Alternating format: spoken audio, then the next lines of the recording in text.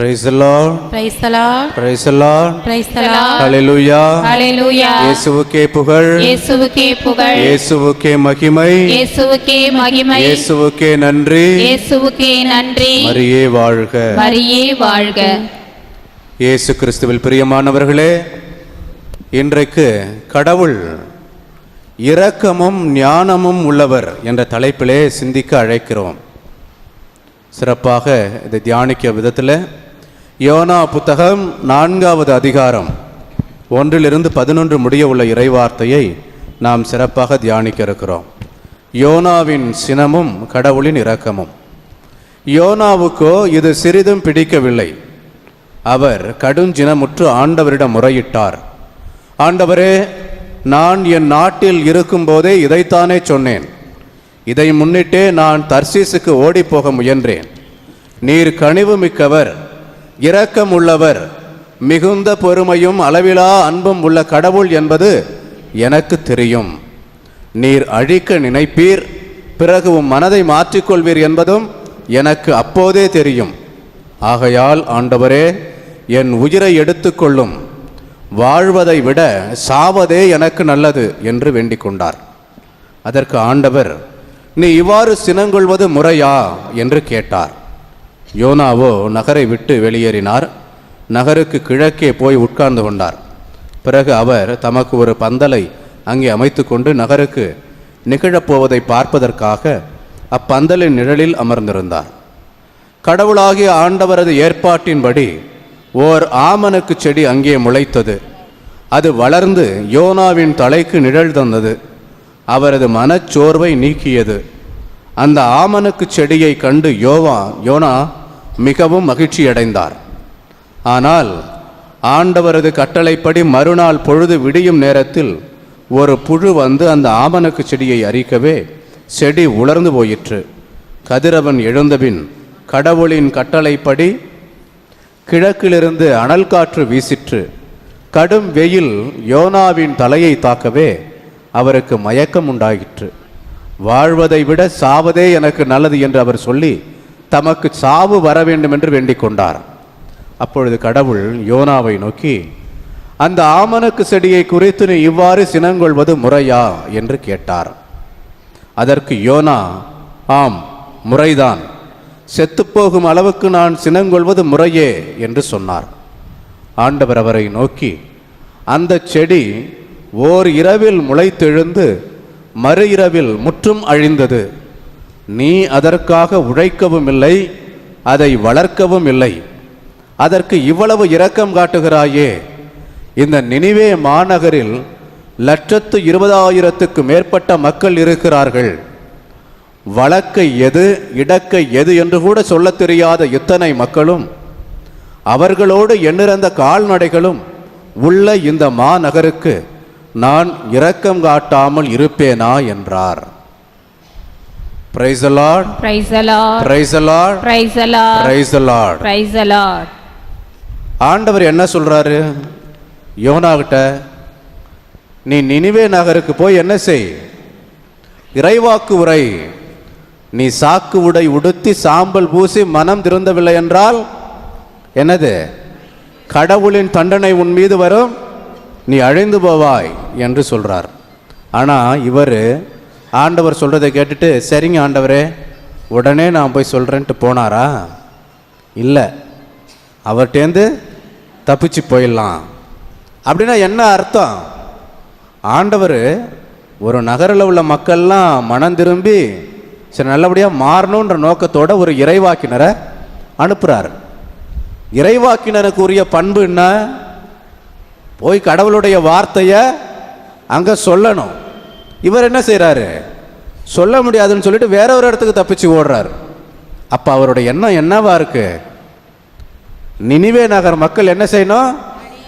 அழியணும் இல்லையா? ஏன் அப்படின்னாக்க அவங்க இஸ்ரேலின் எதிரிகள் அப்படின்னு கருதப்பட்டாங்க. அதைத்தான் இந்த 3 வசனத்தில் நம்ம வாசிக்கிறோம். அவர் முடியாது அப்படின்னு சொல்லிட்டு போறார். ஆனால் கடவுள் விட்டாரா? இல்லை. மனிதர்கள் நினைப்பது போல ஆண்டவர் நினைப்பது கிடையாது. மனிதர்களுடைய எண்ணம் வேறு, கடவுளுடைய எண்ணம் வேறு அப்படின்னு பார்க்குறோம் இல்லையா? நீ நினைக்கிறது சரியில்லை, நான் நினைக்கிறது தான் நடக்கும். பல சமயத்தில் நாமும் கூட என்ன நினைக்கிறோம், நாம் நினச்சதை நடத்தியே ஆகணும். நாம் நினச்சது நடக்கலைன்னு சொன்னாக்க நமக்கு வர்ற கோபமும், நமக்கு வர்ற அகங்காரமும், நமக்கு வர்ற எரிச்சலும், நமக்கு வர ஏற்றுக்கொள்ளாமையும் எவ்வளவு நம்மள எத்தனை பேர் இருப்போம் நீங்களே யோசிச்சு பாருங்கள். சரிங்களா? வீட்டில் நீங்கள் சொல்லாததை உங்கள் கணவன் நீங்கள் சொல்கிறத கேட்காத பொழுது, கடைபிடிக்காத பொழுது எப்படி இருக்கும் உங்களுக்கு? இல்லையா? அவர் சொல்கிறத நீங்கள் கேட்காத பொழுது அவருக்கு எப்படி இருக்கும்? பிள்ளைகள் நீங்கள் சொல்லாததை சொல்கிறத கேட்குறப்ப அதுங்களுக்கு எப்படி இருக்கும்? இல்லையா? முரண்பாடாக போகும்போது கோபம் வருமா இல்லையா? யோனா ஒரு இறைவாக்கினர், கடவுளின் வாயாய் இருந்து செயல்படக்கூடியவர். அதை மறுத்துட்டு போகிறாரு. ஆனால் ஆண்டவர் என்ன செய்கிறாரு? உன்னுடைய எண்ணம்லாம் நடக்காது, நான் சொல்கிறத செய் அப்படின்ட்டு அவர் அனுப்புகிறாரு. இவரும் போய் என்ன செய்கிறாரு? இறைவாக்கு உரைக்கிறார். இறைவாக்கு உரைச்ச உடனே அந்த மக்கள் என்ன செய்கிறாங்க? சரி, அவர் பாட்டுக்கு சொல்லிட்டு போகிறார், நமக்கு என்ன அப்படின்னு சொல்லிட்டு போயிடுறாங்களா? வீட்டுக்காரர் கத்துனா இப்படி தான் டெய்லி இது லூஸு கத்திக்கிட்டே இருக்கும். சரியா? அதெல்லாம் காதில் வாங்கக்கூடாது. வீட்டில் அப்பா அம்மா சொன்னால் இந்த காதில் வாங்கி இந்த காதில் விட்டுருவோம், நமக்கு என்ன? அப்படி இல்லை. சரிங்களா? நினிவே நகர் மக்கள் என்ன செஞ்சாங்க? இந்த இறைவாக்கினர் சொன்னதை கேட்டு உடனே கடைபிடித்தார்கள். எப்படி? சாக்கு உடை உடுத்தினார்கள், சாம்பல் பூசிக்கொண்டார்கள். யாரில் இருந்து? மனுஷங்க மட்டுமா? இல்லை, கால்நடைகள் முதல் மனிதர்கள், பெரியவங்க சிறியவங்க வரைக்கும் அவர் சொன்னதை கடைபிடிச்சாங்க. உடனே என்ன செஞ்சார் ஆண்டவர்? அவர் இரக்கம் காட்டுகிறார். இதுதான் நடந்தது. இப்போ 4வது அதிகாரத்தில் யோனா சொல்கிறார், எனக்கு தெரியும் நீங்கள் மனசு மாறினா இரக்கம் காட்டுவீங்கன்னு எனக்கு தெரியும். அதுக்கு தான் நான் அப்போவே தர்சீஸுக்கு என்ன செய்ய ஓடி போக பார்த்தேன். நீங்கள் என்னை கூப்பிட்டு வந்து இந்த மாதிரி பண்ணிட்டீங்க அப்படின்றார். கடவுள் யோனாவுக்கு ஒரு பாடம் புகட்டுகிறார். இல்லையா? ஒரு ஆமணக்கு செடி வளருது, என்ன நடக்குதுன்னு அவர் பார்க்கறதுக்காக காத்திருக்காரு. அவர் வளர்ந்து அந்த ஆமணக்கு செடி அவருக்கு நிழல் கொடுக்குது. அது ஒரு பூச்சியால் அரிக்கப்பட்டு ஓர் இரவிலேயே இறந்து போகுதுன்னு வச்சுங்க அந்த செடி. உடனே இவருக்கு, நான் சாகும் அளவுக்கு வருந்துவது முறைதான், ஏன் நீங்கள் ஏன் விருப்பத்துக்கு என்னை செயல்பட விடலை? நீங்கள் தான் என்னை கொண்டு வந்தீங்க. சரி, வெயிலாக இருக்குது இந்த பாலை நிலத்தில், இங்கே வந்து நான் ஓய்வெடுக்கலாம். அந்த ஆமணக்கு செடி எனக்கு வந்து என்ன செஞ்சது? நிழல் கொடுத்தது. அதையும் நீங்கள் கொண்டுட்டீங்க அப்படின்னு சொல்கிறாரு. ஆண்டவர் அப்போ சொல்கிறாரு, நீ இந்த ஆமணக்கு செடி ஓர் இரவு இது முளைச்சி ஒரு நாள் கூட உன் கூட நீ தண்ணி ஊற்றலை, நீ பாதுகாக்கலை, நீ வளர்க்கலை. ஆனால் அது இறந்ததுக்கு, அது அழிந்து போனதுக்கு இவ்வளவு வருத்தப்படுறியே. இந்த மக்கள், நினிவே நகர் மக்கள் பாவம். இவர்கள் என்ன தெரியாது, இவர்கள் என்ன தெரியாது? ஆண்டவர் அழகாக சொல்கிறாரு, வழக்க எது இடக்க எது என்று தெரியாது, பச்சிளங்குழந்தைகள் போல. இல்லையா? அப்படிப்பட்ட மனம் படைத்த மக்கள், இத்தனை மக்களும் அழிந்து போக நான் விடுவேனா? அவர்கள் மனம் மாறி ஒருத்தலை மேற்கொள்கிற பொழுது நான் அவர்களுக்கு செவிசாய்க்காமல் இருப்பேனா என்று சொல்லி ஆண்டவர் தனது பேரிரக்கத்தை, தனது ஞானமிகு இரக்கத்தை அங்கே வெளிப்படுத்துகிறார். Price the Lord, praise the Lord, praise the Lord. கடவுள் கனிவும் இரக்கமும் உடையவர் அப்படின்னு சொல்லிட்டு நான் பார்க்குறோம். இல்லையா? அப்படி நாம் மனம் மாறுகிற பொழுது, ஆண்டவர் சொல்கிற அந்த சொற்களை கேட்கிற பொழுது ஆண்டவர் நம்மீது இரக்கம் காட்டுகிறார். அந்த இறைவாக்கினருக்கு தெரிஞ்சுது, நீங்கள் இப்படி தானே எனக்கு தெரியும் அப்படின்ட்டு. இல்லையா? நாமும் பல சமயத்தில் ஆண்டவர் இப்படி தான் தெரிஞ்சிருப்போம். நாம் மனசு மாறினா, நாம் நல்லதை செஞ்சால், நாம் நல்லதை கடைபிடிச்சா ஆண்டவர் நமக்கு இரக்கம் காட்டுவார் என்பது நமக்கு தெரியும். அப்படி தெரிஞ்சிருந்தாலும் பல சமயத்தில் நாம் நம்ம ஃப்ரெண்டு கூட சேர்ந்துப்போம். இல்லையா? பிசாசு கூட சேர்ந்துக்கிட்டு மனசு மாறுறதாவது ஒன்றாகுது. இல்லையா? தவக்காலமாவது ஒன்றாகுது. எல்லா காலத்துலேயும் நான் அப்படி தான் இருப்பேன் அப்படின்ட்டு நாம், இல்லையா, ஒரு வணங்கா கழுத்துள்ள மக்களாக வாழக்கூடிய சூழ்நிலை, மனநிலை நம்மிடத்தில் இருக்குது அப்படின்னு சொல்லிட்டு பார்க்குறோம். இன்னைக்கு ஆண்டவர் இரக்கமும் ஞானமும் உடையவர் அப்படின்னு பார்க்குறோம். சரிங்களா? இந்த இரக்கம், இந்த ஞானம் ஒன்றோடு ஒன்று தொடர்புடையது. சரிங்களா?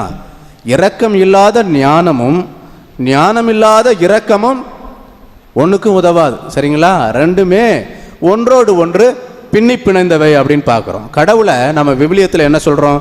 கடவுள் அன்புருவானவர், கடவுள் அறிவின் ஊற்று, ஆண்டவர் இரக்கமும் அருளும் கொண்டவர், நீடிய பொறுமையும் பேரன்பும் உள்ளவர் அப்படின்னு சொல்லிட்டு நம்ம விவிலியத்தில் வாசிக்கிறோம்.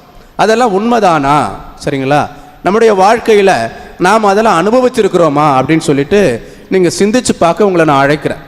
விடுதலை பயணம் நூல் 34:6 யாராச்சும் எடுத்து வாசிங்க. ஒருத்தவங்க விடுதலை பயணம் 34:6, இன்னொருத்தவங்க யோவேல் 2:13, இன்னொருத்தவங்க எபேசியர் 2:4-5. முதல்ல விடுதலை பயணம் 34:6. அப்போது ஆண்டவர் அவர் முன்னிலையில் கடந்து செல்கையில் ஆண்டவர் இரக்கமும் பரிவும் உள்ள இறைவன் சினம் கொள்ள தயங்குபவர் பேரன்பு மிக்கவர் நம்பிக்கைக்கு உரியவர் 1000 தலைமுறைக்கும் பேரன்பு செய்பவர் கொடுமையையும் குற்றத்தையும் பாவத்தையும் மன்னிப்பவர். Praise the Lord. Praise the Lord. Praise the Lord. Praise the Lord. Praise the Lord. Praise the Lord. ஆண்டவர் எப்படிப்பட்ட ஆண்டவர்? இரக்கமுள்ள ஆண்டவர். யோனா இந்த மக்கள் அழிய வேண்டும், இறைவாக்கு உரைக்க மாட்டேன் என்று உள்ளத்தில் எண்ணிக்கொண்டு அவர் சென்ற பொழுது, இல்லை, வழக்க எது இடக்க எது என்று கூட தெரியாத இந்த மக்கள் நலம் பெற்று வாழ வேண்டும், என்னுடைய இரக்கமும் கருணையும் அவர்களுக்கு உண்டு என்று சொல்லி தன்னுடைய இரக்க குணத்தை அவர்கள் மீது காட்டுகிறார் அப்படின்னு பார்க்கிறோம். யோவேல் 2:13. யோவேல் 2:13. அடுத்து எபேசியர் 2:4-5.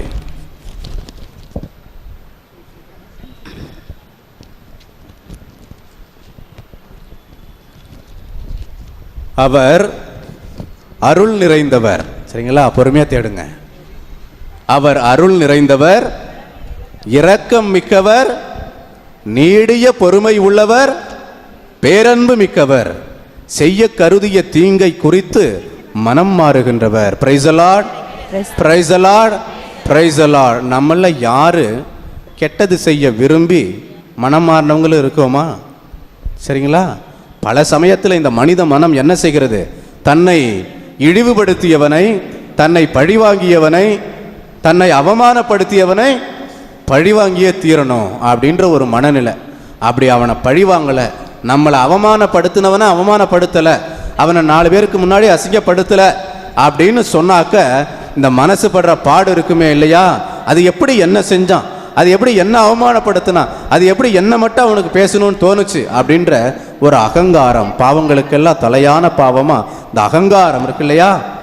அந்த அகங்காரம் நம்மை பிறரை மன்னிக்க விடாமல் செய்கிறது, நம்மை பிறருக்கு இரக்கம் காட்டாமல் செய்கிறது. ஆனால் ஆண்டவர் தாட்சிமிகு கடவுள், கனிவுமிகு கடவுள். எனவே தான் அவரால் எல்லாரையும் மன்னிக்க முடிஞ்சது. சிலுவையில் தொங்கும் போது ஆண்டவர் இயேசு கிறிஸ்து என்ன சொன்னார்? முதல் வார்த்தையே, தந்தையே, இவர்கள் செய்வது என்னவென்று தெரியாமல் செய்கிறார்கள், இவர்களை மன்னியும் அப்படின்னு சொன்னார். நம்மளை கொலை பண்றவனை பார்த்து வந்து கொலை பண்ண வர்றான்னா நாம் சொல்லுவோமா, தந்தையே இவன் செய்வது என்னன்னு தெரியாமல் வர கொண்டுட்டு போகிறான் அப்படின்ட்டு சொல்லுவோமா? சொல்ல மாட்டோம் இல்லையா? ஆனால் இறைவன் அதை செய்தார். ஏன் அவருக்கு தெரியாதா? இயேசுவுக்கு தெரியாதா? எல்லாம் அறிந்திருந்தும் அவர் கத்தாத செம்மறி போல இருந்தார் அப்படின்ட்டு நாம் விவிலியத்தில் வாசிக்கிறோம். எபேசியர் 2வது அதிகாரம் 4-5. ஆனால் கடவுள் மிகுந்த இரக்கமுடையவர், அவர் நம்மீது மிகுந்த அன்பு கொண்டுள்ளார், குற்றங்களின் காரணமாய் இறந்தவர்களாய் இருந்த நாம் அவ்வன்பின் மூலம் இணைந்து உயிர் பெறச் செய்தார். Praise the Lord. Praise the Lord. Praise the Lord. Praise the Lord. Praise the Lord. Praise the Lord. நாம் எவ்வளவு குற்றம் செய்தாலும், எவ்வளவாய் அவருக்கு எதிராக சென்றாலும், நாம் வணங்கா கழுத்துள்ள மக்களாக இருந்தாலும் ஆண்டவர் தன்னுடைய தன்மையிலிருந்து மாறுவது கிடையாது. என்ன அவருடைய தன்மை? இரக்கம் காட்டுவது, பேரன்பு காட்டுவது. எப்ப நம்ம மனசு மாறி நாம செஞ்சது தப்புன்னு சொல்லிட்டு புரிஞ்சு ஆண்டவரை நோக்கி கூக்குரல் எடுக்கிறோமோ அப்பொழுது அவர் நம்முடைய ஜெபங்களுக்கு செவிசாய்க்க வல்லவர். மீகா 7:18 வாசிக்கிறோம். மீகா 7:18. உமக்கு நிகரான இறைவன் யார்? எஞ்சியிருப்போரின் குற்றத்தை பொறுத்து கொண்டு நீர் உமது உரிமை சொத்தில் எஞ்சியிருப்போரின் தீச்செயலை மன்னிக்கிறீர் அப்படின்ட்டு இறைவாக்கினர் சொல்றாரு. ஆண்டவர் மன்னிப்பு மிக்க கடவுள் என்பதை நாம் உணர்ந்து கொள்கிறோம். மத்தேயு நற்செய்தி 9:13 வாசிக்கிறோம். ஆண்டவருடைய இரக்கம் அங்கே பெருக்கெடுத்து ஓடுகிறது. 9:13 வாசிக்கிறோம். பலியை அன்று இரக்கத்தையே விரும்புகிறேன் என்பதன் கருத்தை நீங்கள் போய் கற்றுக்கொள்ளுங்கள், ஏனெனில் நேர்மையாளரை அல்ல பாவிகளையே அழைக்க வந்தேன் என்று ஆண்டவர் சொல்லுகிறார். பல சமயத்தில் நாம தான் நேர்மையாளர், நாம தான் எல்லாம் தெரிஞ்சவங்க, நாம தான் நீதியை நிலைநாட்டக்கூடியவங்க நினைச்சுக்கிட்டு நாம செயல்படுறோம். ஆனா அது அப்படிப்பட்ட மக்களை அல்ல. நீங்கள் யாரையெல்லாம் பாவிகள் என்று ஒதுக்குகிறீர்களோ, யாரையெல்லாம் புறந்தள்ளுகிறீர்களோ, யாரையெல்லாம் ஒடுக்குகிறீர்களோ அவர்களைத்தான் நான் மீட்க வந்தேன். நான் உங்களது பலியையோ உங்களது சடங்குகளையோ நான் விரும்பவில்லை, மாறாக இரக்கத்தை விரும்புகிறேன் என்று சொல்லி ஆண்டவர் அங்கே அறிவிப்பு விடுக்கிறார் என்பதை பார்க்கிறோம். 2 கொரிந்தியர் 1:3 அழகா வாசிக்கிறோம். ஆண்டவருடைய இரக்கம் வெளிப்படுகிறது. 2 கொரிந்தியர் 1:3 நம் ஆண்டவர் இயேசு கிறிஸ்துவின் தந்தையும் கடவுளுமானவர் போற்றப் பெறுவாராக. அவரே இரக்கம் நிறைந்த தந்தை, ஆறுதல் அனைத்துக்கும் ஊற்றான கடவுள். Price the Lord, praise the Lord, praise the Lord, praise the Lord. பல சமயத்துல பல்வேறு பிரச்சனைகள், ஆண்டவரே எனக்கு என்ன செய்யறதுன்னு தெரியல, இந்த சூழ்நிலையை எப்படி கடந்து போறதுன்னு தெரியல, எனக்கு ஆறுதல் கொடுங்க. இந்த மனுஷங்க தர்ற ஆறுதல் எனக்கு நிறைவை தரவில்லை. இந்த மனிதர்களின் பேச்சு, அவர்களுடைய வார்த்தை எனக்கு ஒரு உத்வேகத்தையோ அல்லது உற்சாகத்தையோ தரவில்லை, மாறாக அது எனக்கு ஒரு விதமான வலிமை குன்றிய சக்தியையே தருகிறது. என்னை நீங்கள் ஆற்றுப்படுத்துங்கள், ஆறுதல் அழியுங்கள் என்று சொல்லி அவருடைய இரக்கத்தை நாடுகிற பொழுது அந்த இறைவன் நமக்கு ஆறுதல் அளிக்கிறார் அப்படின்னு பார்க்கிறோம். சரி, ஆண்டவர் ஆறுதல் மிக்கவர், இரக்கம் காட்டக்கூடியவர் என்பது அவருடைய பண்பு நலனாகவே இருக்குது. இரக்கம் காட்டாம அவரால் இருக்க முடியாது. நம்முடைய கடவுள் எப்படிப்பட்ட கடவுளாய் இருக்கிறார்? ஞானம் மிகுந்த கடவுளாய் இருக்கிறார். ஞானமே அவர்தான் அப்படின்ட்டு வாசிக்கிறோம். பல சமயத்தில் தேர்வு எழுதும் பொழுது, படிக்கும் பொழுது, அல்லது பல போட்டி தேர்வுகள்லாம் எழுதும்போது நாம் கடந்து விழுந்து விழுந்து படிப்போம் இல்லையா? அந்த நேரத்தில் பலவிதமான தயாரிப்புகளை ஈடுபடுவோம். நம்முடைய சொற்களில் ஞானம் வெளிப்பட வேண்டும், நம்முடைய எழுத்தில் ஞானம் வெளிப்பட வேணும், நம்முடைய சிந்தனையில் ஞானம் வெளிப்பட வேணும் அப்படின்ட்டு சொல்லிட்டு நாம் என்ன செய்வோம்? பலவாறு முயற்சிப்போம். மனிதனுக்கு இயல்பாகவே ஒரு இயல்பு உண்டு. என்னது? தன்னை பிறரிடத்துல அறிவாளியாக காட்டிக்கணும். யாராச்சும் ஒருத்தவங்க மற்றவங்களிடத்துல நம்மளை முட்டாளாக காட்டிக்கணும்னு ஆசைப்படுவோமா? காட்டிக்க மாட்டோம் இல்லையா? ஒன்றுமே தெரியலனாலும், அதை பற்றின அறிவே இல்லைனாலும் கூட நமக்கு எல்லாம் தெரிஞ்ச மாதிரி அதை காட்டிப்போம் இல்லையா? ஆனால் நகைச்சுவை நடிகர் சார்லி சாப்ளின் சொல்வார், அறிவாளியாய் இரு ஆனால் முட்டாளாய் நடி அப்படிம்பார். இந்த உலகத்தில் அறிவாளியாக இருக்கணும், எல்லா விஷயங்களையும் தெரிஞ்சிருக்கணும், ஆனால் எதுவுமே தெரியாத மாதிரி இருக்கணும் அப்படின்ட்டு சொல்லுவார். ஆனால் ஆண்டவர் எல்லாம் அறிந்தவர். இவருடைய ஞானம் எப்படி வெளிப்பட்டது? எங்க வெளிப்பட்டது? யாராச்சும் சொல்ல முடியுமா? கடவுளுடைய ஞானம் எங்க வெளிப்பட்டது? கோவில்ல. அப்புறம்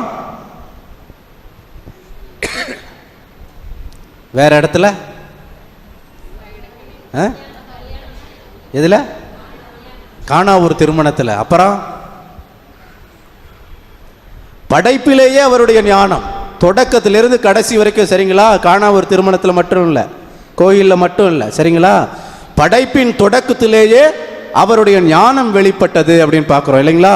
வான் கோள்களையும் நிலபுலன்களையும் நீர்வாழ் உயிரினங்களையும் பல்வேறு உயிரினங்களையும் அவர் படைத்தார். அதனதன்படியே அவற்றை அவர் அங்கே நிலைநாட்டினார். அங்கேயே அவர் படைக்கிற பொழுதே ஆண்டவருடைய ஞானம் என்ன செய்து மனிதனுக்கு வெளிப்படுகிறது. ஆண்டவர் ஞானமாயிருக்கிறார். பல சமயத்தில் அவர் நமக்கு தெரிஞ்சாலும் தெரியலனாலும் அவர் ஞானம் மிக்கவர். அவர் தான் அந்த ஞானம். அதனால்தான் நம்ம வாசிக்கிறோம், ஆண்டவரிடம் கொள்ளும் அச்சமே ஞானத்தின் தொடக்கம் அப்படின்னு பார்க்குறோம். ஒரு சிற்பி சிலையை செதுக்குகிறான். சிலையை செதுக்கிட்டு இருக்கும்போது அவன் அந்த கல்லில் உளியை வச்சு ஒன்று ஒன்றா செதுக்கிட்டு இருக்கும்போது பார்வையாளர்கள் வந்து கேட்குறாங்க, எப்படி இந்த சிற்பங்களை உங்களால் வடிக்க முடிகிறது? உங்கள் உளிகள் மட்டும் இத்தகைய சிற்பங்களை வடிக்கக்கூடிய வல்லமை எப்படி கிடைக்குது அப்படின்னு சொல்கிறான். அந்த சிற்பி சொல்கிறான், நான் ஒன்றும் இதை ரொம்ப கஷ்டப்பட்டு வடிக்கலை, எடுக்கலை. இந்த சிற்பங்கள் எல்லாம் ஏற்கனவே இந்த கற்களுக்குள் மறைந்து கிடந்தன. ஆனால் நான் தேவையில்லாததை தட்டி தகர்க்கிற பொழுது அவை வெளியே வருகின்றன அப்படின்னு சொல்கிறான். அப்போது ஞானம் என்பது என்ன? நமக்கு தேவையில்லாத அகற்றும் பொழுது நாமும் கூட ஞானிகளாய் மாறுகிறோம். ஆண்டவருடைய அந்த சாயலிலே, அவருடைய படைப்பாற்றலிலே, அவருடைய ஞானத்திலே பங்கு பெறுகிறோம் அப்படின்ட்டு பார்க்குறோம். அதனால்தான் திருப்பாடல் 111:10 யாராச்சும் வாசிக்க முடியுமா? ஆல்ரெடி சொன்னது தான். நீதிமொழிகள் 9:10 ஆண்டவரை பற்றிய அச்சமே ஞானத்தின் தொடக்கம். Price the Lord, praise the Lord, praise the Lord, praise the Lord. சரி, அப்படி ஆண்டவர்ட்ட கொள்ற அச்சத்தின் வழியாக நமக்கு என்ன நடக்கும்? நீதிமொழிகள் 10:27 வாசிங்க.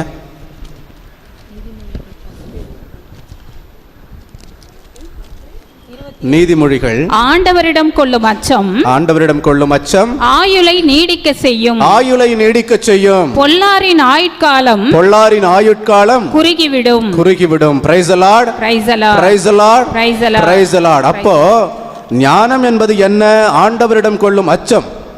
அப்போ ஆண்டவர்கிட்ட அச்சம் கொள்ற பொழுது நமக்கு என்ன செய்யுது? ஆயுள் நீடிக்கிறது. Price the Lord, praise the Lord. யார் யாருக்கெல்லாம் நீண்ட நாள் வாழணும்னு சொல்லிட்டு ஆசை இருக்கு, சும்மா பொய் சொல்லக்கூடாது, சரிங்களா? வயசாயிட்டு எப்போ ஆண்டவர் என்னை கூப்பிடுவாருன்னு நான் நினச்சிக்கிட்டு இருக்கிறேன், இந்த கதையெல்லாம் விடக்கூடாது, சரியா? நாளைக்கு சாக போகிறவங்கள்ட்ட போய் கேளுங்க, முடியவே முடியாது. உனக்கு உடம்பு சரியாயிடணும், இன்னும் ஒரு 10 வருஷம் வாழணும்னு ஆசை இருக்கா அப்படின்னு கேளுங்க. இல்லை, நான் வேண்டாம், அதெல்லாம் வேண்டான்னு சொல்லுவாங்களா? எனக்கு தெரிஞ்சு இல்லை, சரிங்களா? அப்போது உங்களுக்கு நீடிய ஆயுள் வேண்டுமா? அப்போ என்ன செய்யணும்? ஆண்டவரிடம் கொள்ளும் அச்சம், அவரிடத்தில் அச்சம் கொள்ள வேண்டும். அந்த அச்சம் தான் ஞானம். இந்த ஞானம் என்பது ஏதோ உலக காரியங்கள் கொடுப்பது அல்ல, படிக்கிற புத்தகத்திலேருந்து வர்றது அல்ல, அனுபவத்திலேருந்து மட்டும் வர்றது அல்ல. இது ஒரு தெய்வீகத்தன்மை வாழ்ந்தது, இது கடவுள்கிட்டேருந்து வர்றது, கடவுள் கொடுக்கக்கூடியது. அதனால்தான் சாலமோன் அரசனுக்கு ஆண்டவர் காட்சி கொடுத்து உனக்கு என்ன வேணும் அப்படின்னு கேட்கிற பொழுது அவன் என்ன சொல்றான்? இந்த மக்களை சரியான விதத்தில் நடத்தக்கூடிய, ஆளக்கூடிய, சரியான பாதையில் வழிநடத்தக்கூடிய ஞானத்தை எனக்கு கொடுங்கள் அப்படின்னு சொல்றான். அவன் இருந்ததிலேயே உச்சக்கட்டமான உன்னதமான ஒன்றை கேட்கிறான். ஆண்டவரும் அவனை அதற்கு தருகிறார், அவனுக்கு அதை தர்றார் அப்படின்னு பார்க்குறோம் இல்லையா? அப்போ ஆண்டவர் இரக்கமும் ஞானமும் உடையவர். இந்த ஞானத்தை நாம் பின்பற்றுகிற பொழுது, நாம் அடைகிற பொழுது நீடிய ஆயுள், இறைவனது ஆசி நமக்கு கிடைக்கிறது அப்படின்னு பார்க்குறோம். திருப்பாடல் 104:24 வாசிக்கிறோம். திருப்பாடல் 104:24 ஆண்டவரே, உம் வேலைப்பாடுகள் எத்தனை எத்தனை, அனைத்தையும் நீர் ஞானத்தோடு செய்துள்ளீர், உம் படைப்புகளால் வையகம் நிறைந்துள்ளது அப்படின்னு பார்க்கிறோம். புது மொழிபெயர்ப்புல உம் படைப்புகளால் வையகம் நிறைந்துள்ளது. அப்ப ஆண்டவர் படைப்பிலேயே என்ன செய்யறாரு? தன்னுடைய ஞானத்தை வெளிப்படுத்துகிறார் அப்படின்னு பார்க்கிறோம். நீதிமொழிகள் 3:19 வாசிக்கிறோம். நீதிமொழிகள் 3:19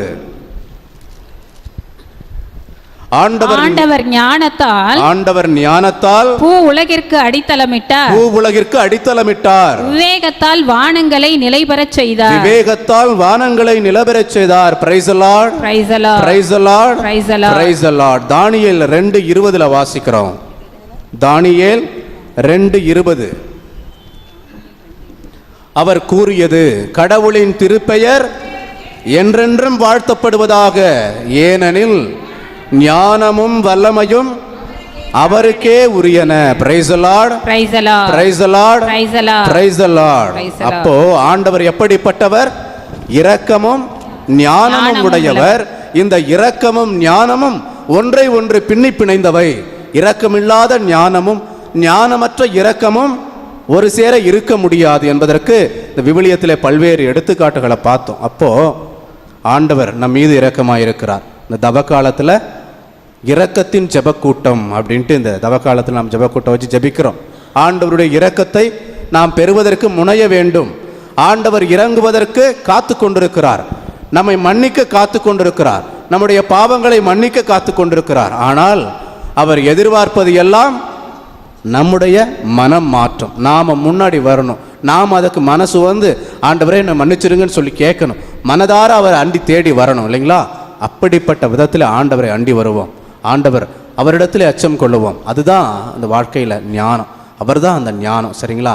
அப்படிப்பட்ட விதத்தில் யோசனையில் பெரியவரே என்ற பாடலை பாடி இந்த ஞானமிகு கடவுளை, அந்த ஞானத்தின் ஊற்றினை, இரக்கத்தின் ஆண்டவரை நாம் புகழ்ந்து பாடி அவரை ஏற்றுவோம்.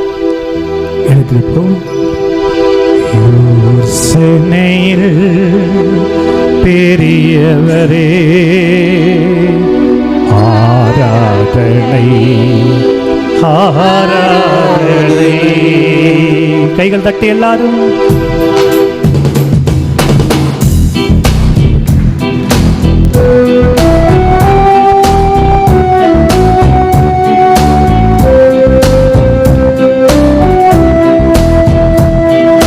யோசனையில் பெரியவரே ஆராதனை ஆராதனை, செயல்களிலே வல்லவரே ஆராதனை ஆராதனை. பாடுவோம். யோசனையில் பெரியவரே ஆராதனை ஆராதனை, செயல்களிலே வல்லவரே ஆராதனை ஆராதனை. கைகள் அசைத்து ஓசன்னா உன்னத தேவனே, ஓசானா ஓசானா ஓசானா. கைகள் அசைத்து பாடுவோம். ஓசானா உன்னத தேவனே, ஓசானா ஓசானா ஓசானா.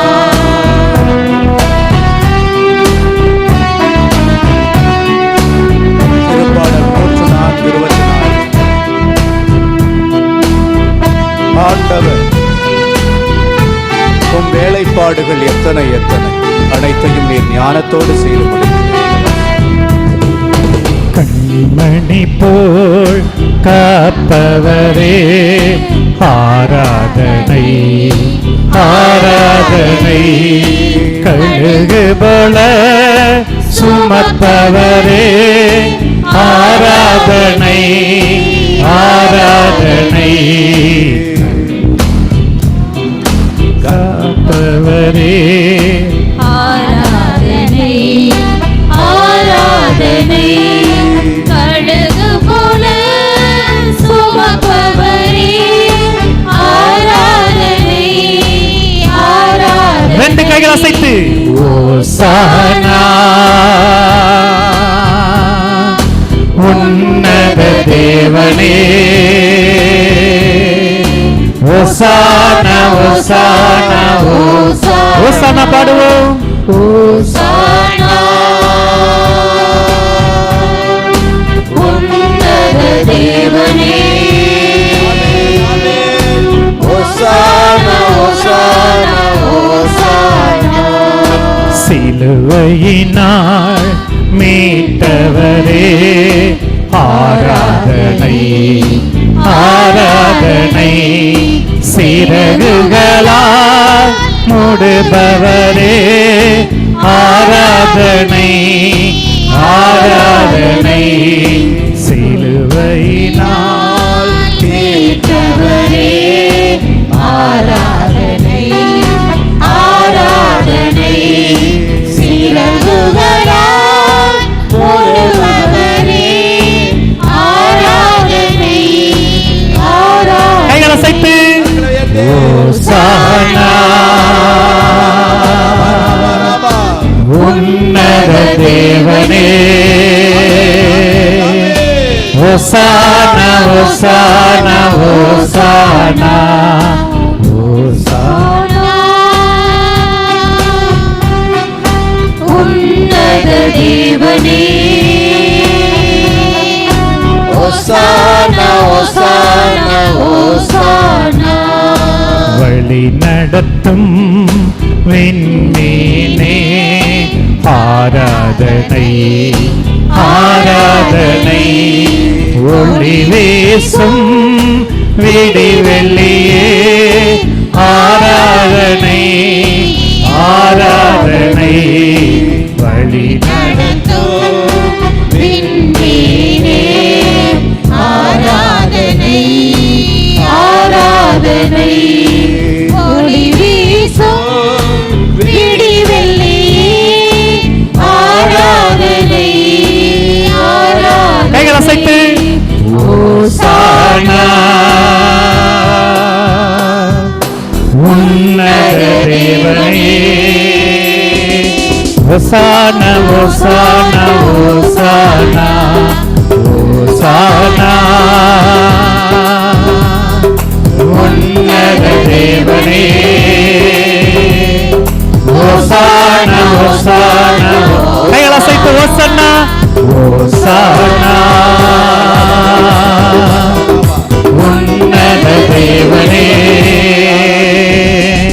ஓசானா ஓசானா ஓசானா ஓசானா உன்னத தேவனே ஓசானா ஓசானா ஓசானா ஓசானா உன்னத தேவனே ஓசானா ஓசானா ஓசானா ஓசானா ஓசானா ஓசானா ஓசானா ஓசானா ஓசானா ஓசானா ஓசானா ஓசானா ஓசானா உன்னத தேவனே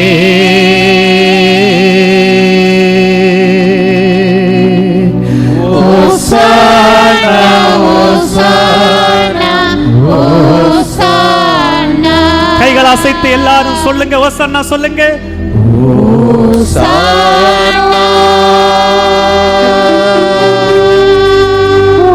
உன்னத தேவனே